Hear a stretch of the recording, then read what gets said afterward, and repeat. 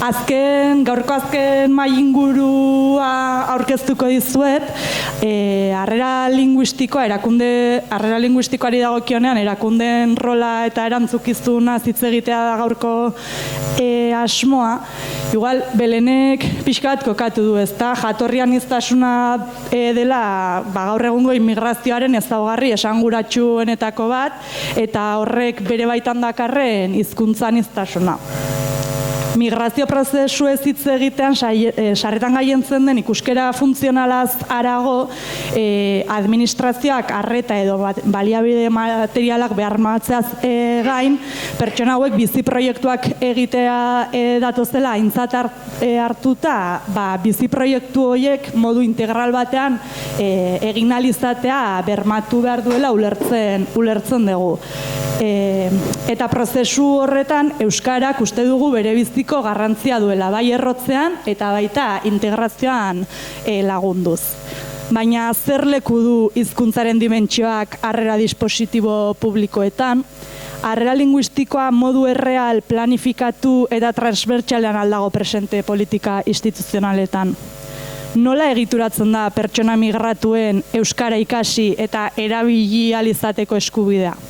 Mahai inguru honek hainbat eskala instituzionaletan diharduten arduradunak elkarrizketan jartzea zuen asmo, erakunde publikoetatik hizkuntzarrera egoki baterako estrategiak berpentsatzeko asmoz. Beraz, mahai ingurura gonbidatu ditugu batetik Javier Arakama Urtiaga, Euskara Bideko Euskararen Nafar Institutuko zuzendari kudeatzailea, ongi etorri. Eta bestetik, Itxasoleku Onalegor-buru, Hernaniko Udaleko Kulturartekotasun zinegotzia. Bale. Robatu bazpare. Bai. Oso, no? Animo. Eta lehenik eta bain esatea ere saiatuko garela orduak errespetatzen eta lauterdietan amaitza dela aurre ikusitakoa.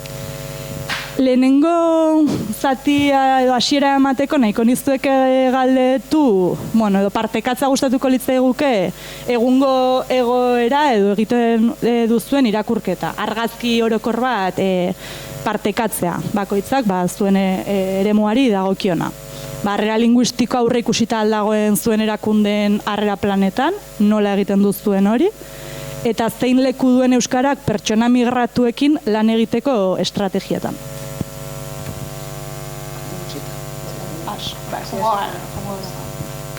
Arratsaldeon eta bai, barkatu atzerapen esan den bezala.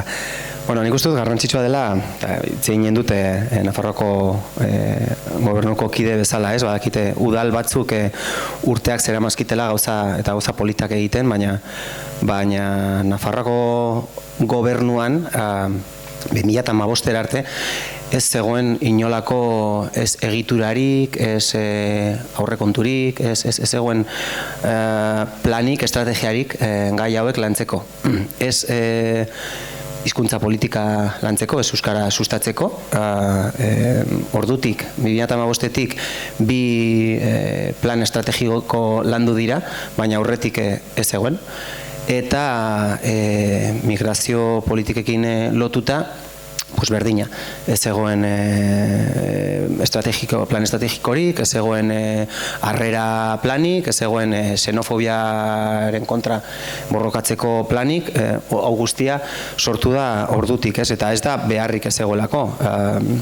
Euskaldunak ginen 2015ean hartzaileak kontuan hartuta iaia laurden bat, populazioaren laurden bat, orain 27an egon gaitezke, eta etorkinak baziren 11 2015ean beharra bazegoen, baina apostu politikorik ez, hau nik uste dut garrantzitsua dela esatea. Ordutik, aipatzen dudan bezala, egitura batzuk jarri dira, orain Euskara Bideak beste dimentsio bat dauka, bai baliabide humanoen aldetik, bai aurrekonturaren aldetik, berdina izan daiteke migrazio politiketako zuzendaritza bat badago, eta esanguratsua da, plan estrategikoa, lehen aipatu dudana, badago Euskararen pertsona migratzailei harrera egiteko plana, xenofobiaren kontrako plana, teknikariak udaletan, teknikariak Nafarroko gobernuan, hau guztia zen existitzen aurretik, eta garrantzitsua da, hau esan da, euskaro, imaginatuko duzen bezala, 10 urtetan hasten bazara planifikatzen, diagnostikoak egiten, planak idazten eta bar, denbora gutxi izan dugu nolabait, zerbait benetan eraginkorra bultzatzeko, baina nik uste borondate politikoa dagoela eta nabaritzen dela, lehentasun politikoen artean dagoela. Gaur egun, pixkat marraztu gainetik mapa, bai egitura aldetik, bai plangintzen aldetik, nahi baduzue, gero sartuko gara pixkatxo bat detaietan, baina, nik esango nuke lehentasunen artean kokatu direla gaiak, horien eskutik harrera linguistikoarena, baina aldi beran onartuko nuke hasten ari garela.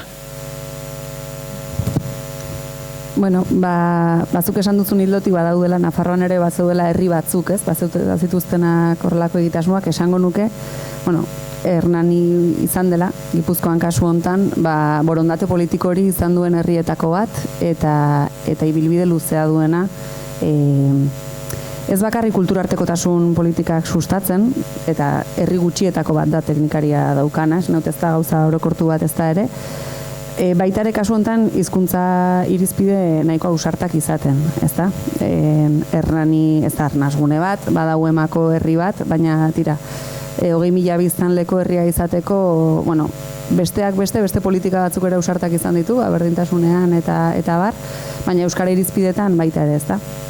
Orduan, egia esan, nator pixka bat sentsazioarekin guk ez daukagula harrera linguistikorako programa zehatzik.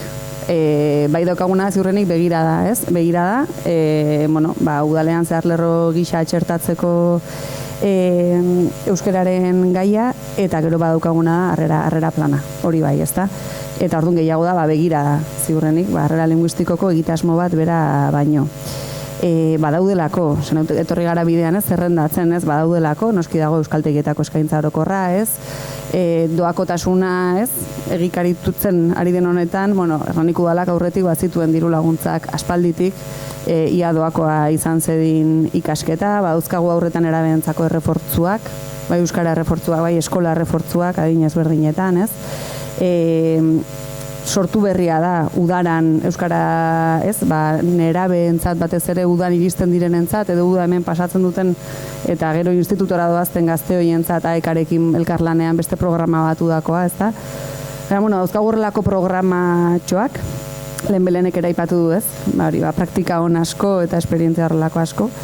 Eta gero badaukagu, ez dakit Hernani ezagutzen duzuen, baina badaukagu hor kulturarteko plaza feminista izena duen espazio bat, beste herrietan emakume etxea litzakeena, baina kontatuko ez dudan historia luze batengatik Hernanin kulturarteko plaza feministaren forma hartu duena, ez? Eta espazio hortan herriko Amer elkartearekin, Sosarrazakeria elkartearekin badaukagu hitzarmen bat, eta hor ematen dira baita ere pertsona etorkinentzako euskara klaseak, euskara zerbitzuaren eta elkartoren arteko elkarlanarekin sortu den, bolondresen bidezko horrelako bikote edo, talde txikietan, ez, euskara klaseak. Honekin esan nahi dugu, badaudela olako esperientziak, baina ez dagoela harrera linguistikorako plan bat. Baina bai, harrera planaren barruan, beti egon dela horrez, euskara lehentasunez eta zerrerrotasunez lantzeko begirada hori.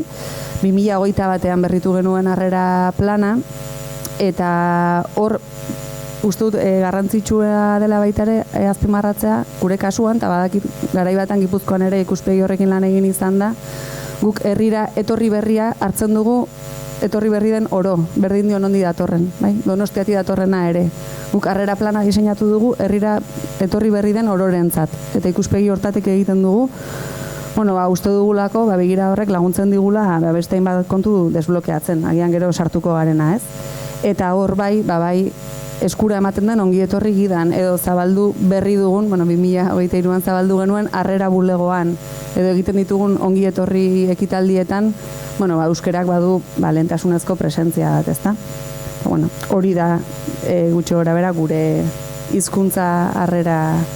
Bai, agian itxaso, hitz egiten egon garenean aipatzen genuen baita ere, agian ez dela izan erabaki politiko bat edo, baino ez da kasualidadea herriko harrera bulegoko kudeaketa herriko euskara elkarteak eramaten duela, ezta?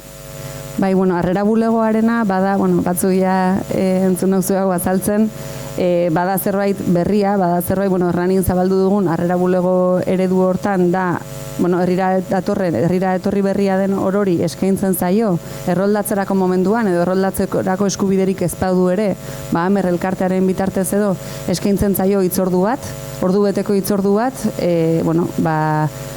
bere berri izateko, entzuteko, zergatik etorri den, argazki osatu hori, herriko aniztasunaren argazki osatu hori egiten saiatzeko, eta alik eta informazio egokiena eman alizateko ere gure aldetik datorrenaren beharren arabera, ezta?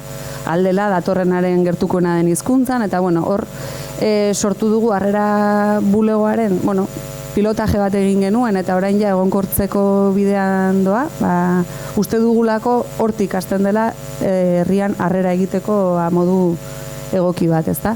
Eta kasu hontan, guretzat garrantzitsua da, herrira datorren horrek herrian bizitza aktiboa egin dezan, eta harrera hori herriko elkarte batek egitea, eta are gehiago herriko euskara elkarteak egitea, ez? Ematen dio balio erantsi bat, esan bezala, izan Senegaldik, Pakistandik edo Donostiatik datorren persona berri horri, herrirako sarbidea errazteko.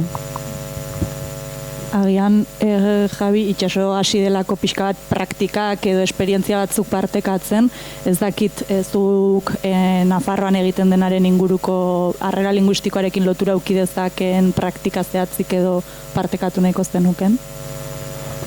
Noski, goma daude eta politak, ez, adibidez, herri euskaldunetan, harrera planak egin dira, eskoletan, ikastetxetan ere, badaude programa politak,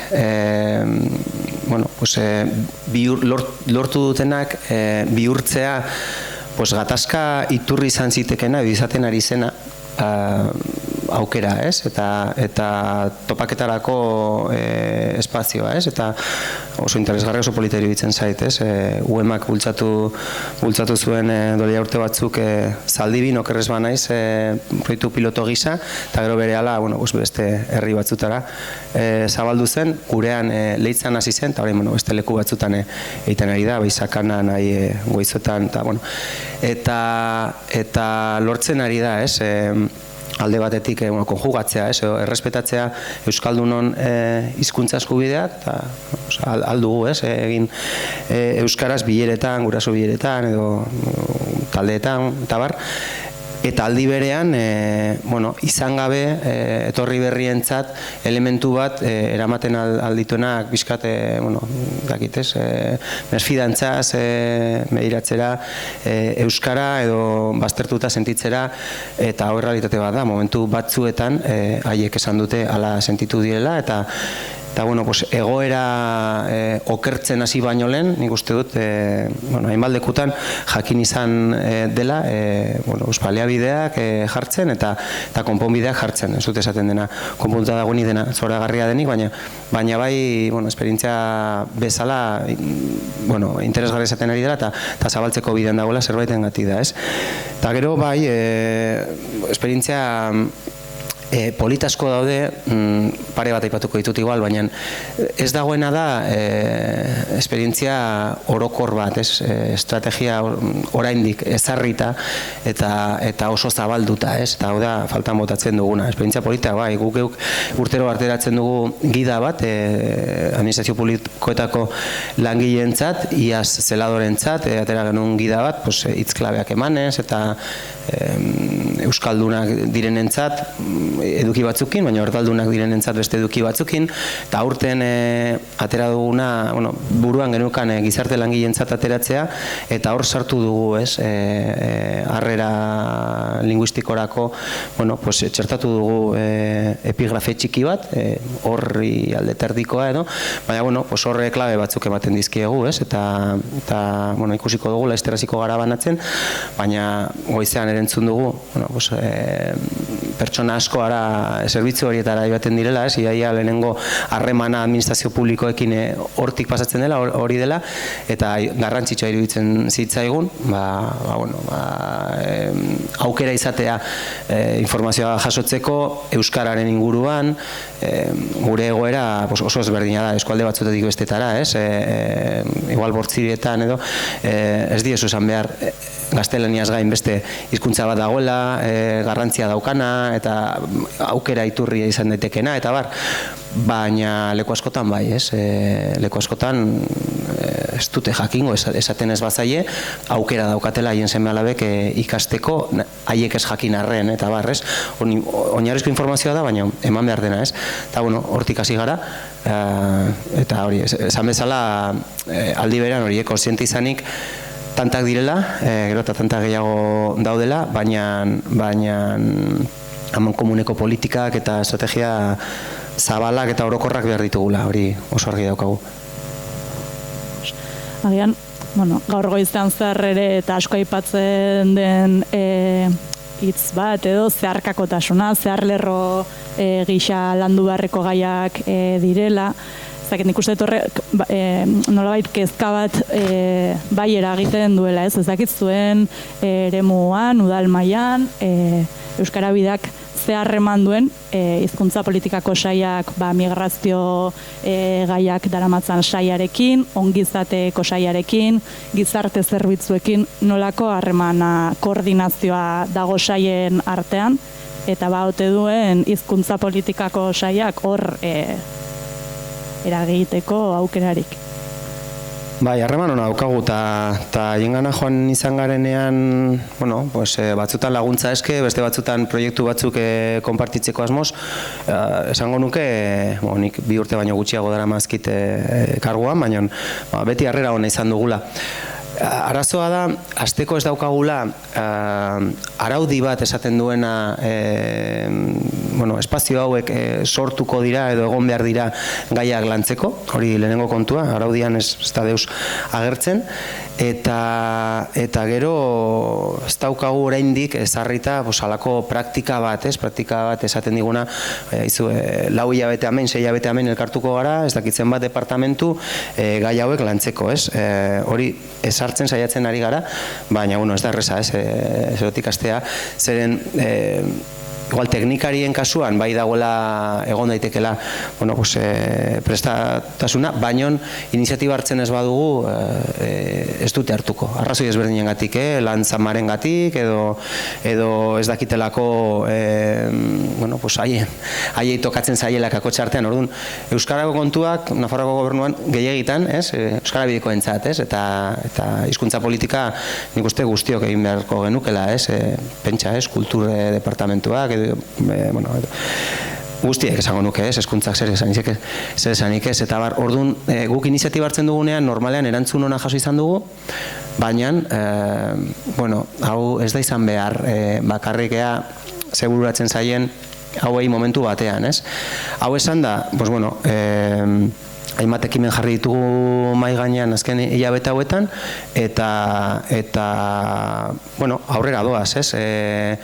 Urrengo hilabetetan formakuntza bat adibidez eskainiko zaie harrera teknikariei, Euskara nola txertatu, nola hitz egin Euskarari buruz, eta etorri berriei, jardunaldi bat antolatu nahi dugu ere migrazio politiketako zuzendaritzarekin batera orokorrean langile publikoi eskainita, bi gaiak uztartuz, topaketaren bat ere, badaude gero komunikabide pribatuak, baina kontua azaleratu nahi dutenak, eta adibidez, Diario Noticiasekin batera, iraian eginen dugu topaketa bat, eta hitz eginen dugu egoera, Euskarabideak babestua.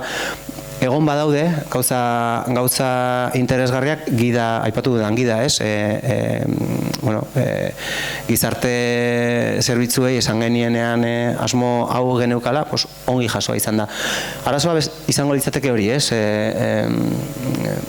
Ez dela izan behar batzuen borondate kontua edo batzuk sentsibilitate gehiago edo gutxiago daukatelako, baizik eta zerbait integrala eta sistematizatua. Eta aspertzen naiz nire burua hainbestetan esatean, baina hori sartzeko bidean gaude oraindik. Claro, udal baten kasuan alde ona da, gero ez, instituzio txikiagoa izan, gertutasuna handiagoa dela, baita ere esan nahi du segurazki baliabide askoz gutxiago dituela sail bakoitzak gauzak egiteko, ez da? Zuen artean distantzia handiagoa izango da, baina gero sail bakoitzak baliabide gehiago du, ez? Gero zerria txikiagoa izan, gertutasuna handiagoa da.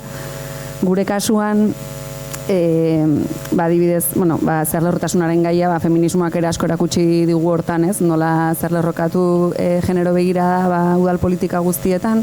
Guk batzutan askotan aipatu dut, la carencia virtud edo, ez? Teknikari berdinari jarri izan sail ezberdinak kasu hontan, jantzurik, kulturartekotasuna eta berdintasuna, ez? Askotan ez zaigulako nahikoa iruditzen, ez? Teknikari batentzako gai bakarra eta ezberdinak jartzen dizkiogu, eta hori aukera bat da, baita ere, begira intersekzional hori, ez? Eta gaiak gurutzatzen direla ikusteko, ez? Orduan, Hernanik udalaren kasuan badauka, eta oso gutxik dute, generoa zehar lerrokatzeko estrategia bat, eta horren barruan, kontrataziorako klausula sozialak adosteko lantalde bat sortu zen, eta hor klausula sozialak sartzerakoan, berdintasunekoa sartzen dira, baina hizkuntzari dagozkionak ere lantzen dira, ezta? Orduan hor ja badago egiteko modu bat eta praktika bat non elkartzera behartzen zaituen, behartu edo sustatzen duzun elkartzea eta begirada ezberdinak, adibidez kontratazio publikoan txertatzea, ez? Gero, adibidez, erroldaren auzia goizean ere atera da, ez? Erroldaren kasuan, dauzkagu aurrak eskolatzeko erroldatuta egon behar dutena, ez daukate gurasoeko erroldarik, eta hor, elkartu izan gara, zerbitzu sozialak, hezkuntza eta euskara, kasu honetan hezkuntza eta euskara teknikaria, eta kulturartekotasunekoa, ez? Horrelako behar zehatzen arabera, aktibatu behar duzu, arlo ezberdinetako teknikariak, eta orduan, seguraski gai hauetan, etorkizunean ere, arlo ezberdin hauetako teknikariek elkartu beharko ditugu, ez? Politika publiko hauek garatzeko. Ados. Agian, euskara harrera hizkuntza izan dadin galdera ausarta izango da, baina zein da zuen ustez tokian toki zuenean udal mailan erronka nagusia harrera hizkuntza izan dadin? Ez dakit, nik daukan hemen apuntatuta, ez dakit erronka den edo zailtasuna edo batzutan, aipatu izan delako eta meloi batzuk zabaltzearen, ez? Lehen esan dut Hernaniko udalaren kasuan hizkuntza irizpide ausartak, ez? Dauzkala ausartak eduki behar direnak. Baina ez guri horrek kontraesan batzuk, kontraesanak, sortu dizkigu, ez? Esan bezala kulturarteko politika egiten duzuna, kulturarteko plaza feminista bezalako eraikin publiko batean, udalaren hizkuntza irizpideak aplikatu beharko lirake komunikazioan, guztian, ez? Eta, horrek talka egiten du, kulturarteko plaza feministak, amerso sarrazakeriak hartatzen duen, herritar jatorrian hitzetako herritarren hizkuntza gaitasunarekin. Orduan batzutan gu behartuta ikusten gara, udaleko hizkuntza politikak,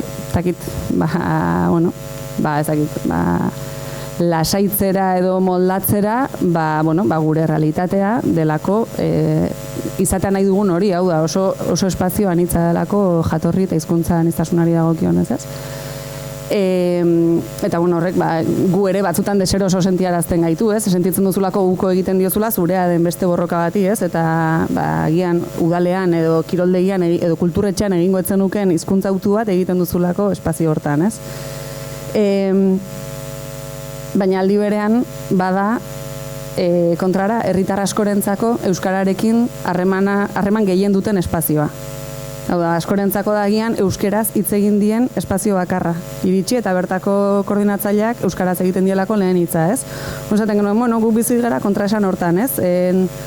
Nola kudeatu udalaren hizkuntza irizpideak eta hor bizi dugun hizkuntza aniztasun hori. Horrelako espazio bat irekitzea erabaki genuenean, jendeak esaten zuen ausarta zela, ez? Kulturarteko izateko, bokazio hori daukan espazio publiko bat, eraikin publiko bat zabaltzea. Eta guk askotan esaten dugu, bueno, erronka hauei erantzuteko, ez dut laborategi esan nahi, baina badela erronka hauei erantzuten saiatzeko espazio bat, ez? Non uztartzen diren feminismoa, uztartzen den kulturartekotasuna, presente dauden, ez? Hizkuntza politikak, eta bueno, seguru aski, Hernaniren kasuan, gai honen inguruko erantzunak nonbait topatuko badira, espazio hortan izango da, seguru aski, ez da? Hor daukagulako elkarbizitza handiena. Bueno, nik batzuk aipatu ditut, hasteko uste dut aterki bat behar dugula, araudi bat, esaten duena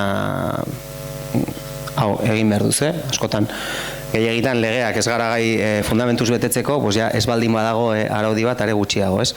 Gero uste dut